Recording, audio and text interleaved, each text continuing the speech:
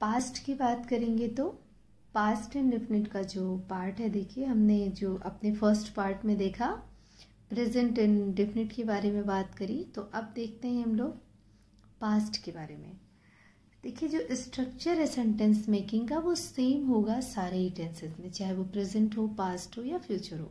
देखिए वही subject verb object, subject helping verb not object, subject helping verb sorry subject verb, वही same process है, कुछ भी इसमें चेंज नहीं है। चेंज क्या होता है जो आपको समझ में बहुत अच्छे से अटेंशन पे करना है, समझना है कि हर बार सिर्फ हेल्पिंग वर्ब चेंज होगी, ठीक है।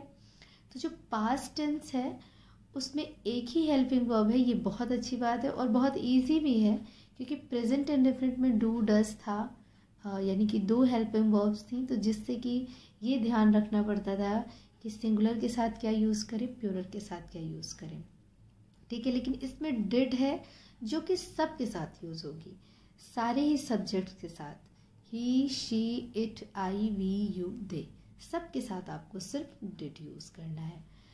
V2 ये जो लिखा हुआ है, V2 मीन्स है verb second form, only use in past tense, सिर्फ पास्ट टेंस में ही वर्ब की सेकेंड फॉर्म यूज़ होती है, तो उसका भी कोई कन्फ्यूज़न नहीं है, बहुत अच्छी बात है ये, ठीक है। तो हम ये ध्यान रखेंगे। बाकी स्ट्रक्चर हमारा बिल्कुल वही सेम है, इंट्रोगेटिव है तो हेल्पिंग वर्ब को हम फर्स्ट लिख देंगे, और अगर क्वेश्चन वर्ड आया है मिड में तो हम उसके लिए ये सबसे पहले उसकी इंग्लिश लिखेंगे, ठीक है।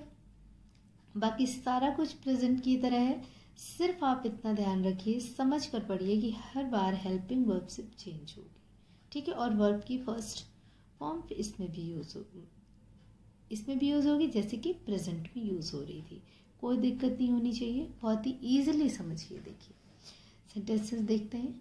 मैंने खाना खाया, यानी कि पास्ट में हम किसकी बात करते हैं, पास्ट में हम बात करेंगे बीते हुए समय की, हमारा जो हम मतलब ये काम कर चुके हैं, तो ये पास्ट टेंस है।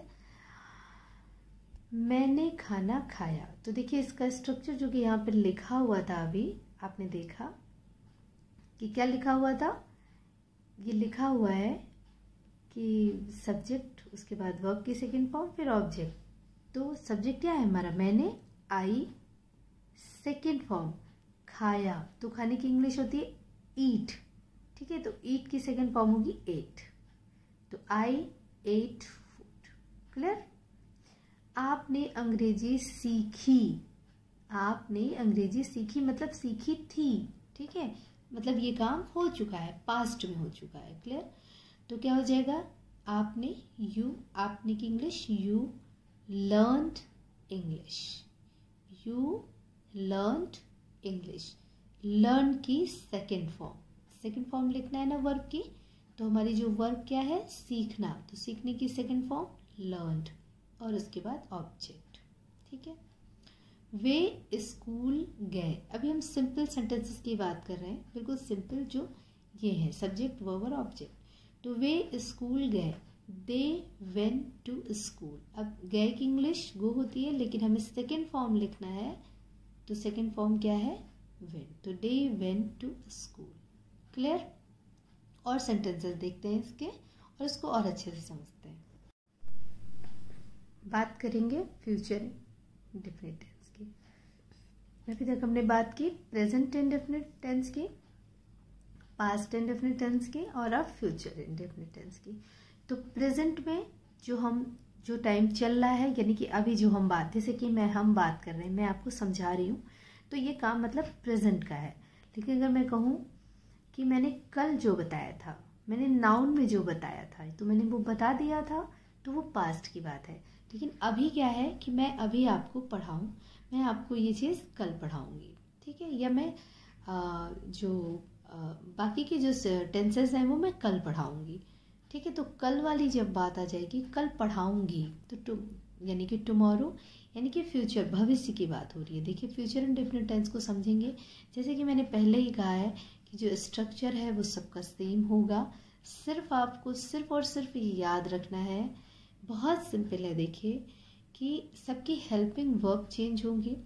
प्रेजेंट में यहाँ पे क्या था, प्रेजेंट इंडेफिनिट में यहाँ पे डू डज था, पास्ट में यहाँ पे डिड हुआ, ठीक है, लेकिन सब में वर्ब की फर्स्ट फॉर्म आई है। ये भी आपको मतलब एक कॉमन है, जो अगर आप बहुत अच्छे से इसको समझें, अटेंशन पे करें, तो बहुत छोटी सी चीज़ है जो आपको ये समझनी है कि स्ट्रक्चर बिल्कुल सेम है। देखिए, पहले सब्जेक्ट आएगा, फिर हेल्पिंग वर्ब आएगी, फिर वर्ब आएगी और उसके बाद आपका ऑब्जेक्ट आ जाएगा। ठीक है, लेकिन हेल्पिंग वर्ब हर बार चेंज हो जाएगी और जो वर्ब है वो उसकी फर्स्ट फॉर्म ही लगेगी हर बार।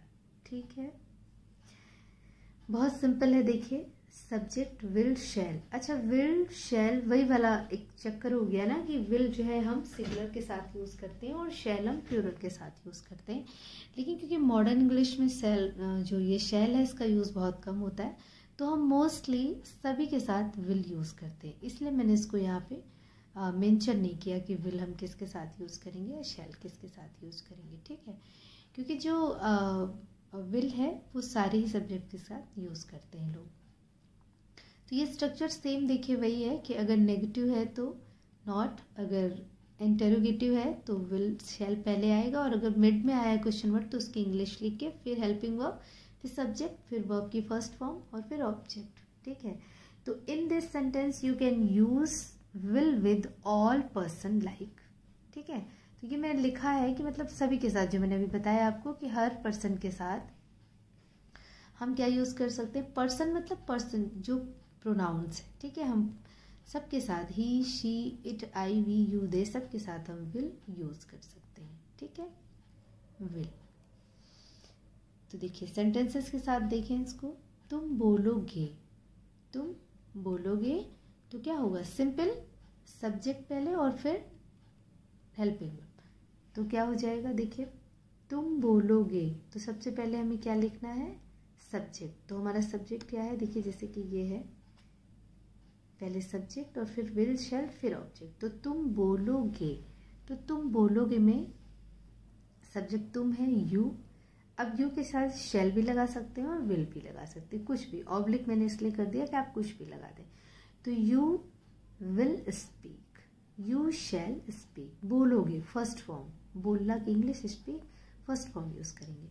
फिर देखिए नेगेटिव की अगर बात करें, तुम नहीं बोलोगे तो you will not speak, simple helping verb के साथ नॉट। जैसे प्रेजेंट में डू नॉट, डज नॉट, वैसे ही फ्यूचर में विल नॉट। मैं अंग्रेजी पढ़ाऊंगी, आई विल या फिर आई शैल टीच, पढ़ाने की English, teach English. I will teach English और आई शैल टीच इंग्लिश। क्या तुम आओगे, देखिए इंटेरोगेटिव, तो विल यू कम, सबसे पहले हेल्पिंग वर्ब फिर सब्जेक्ट फिर वर्ब, तो विल यू कम।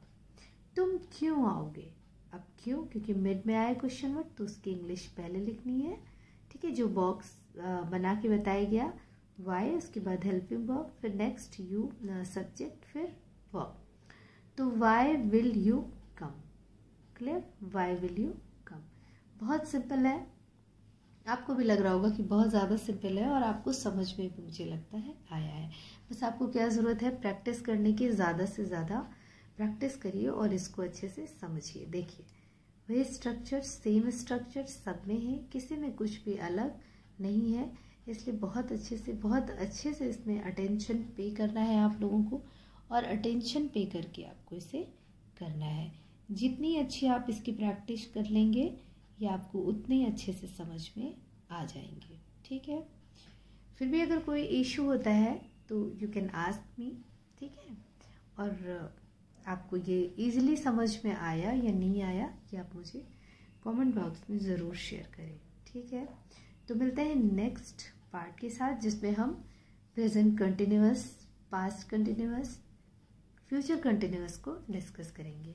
तब तक आप इसकी प्रैक्टिस करिए और मिलते हैं नेक्स्ट वीडियो में। Okay, till then bye and take care.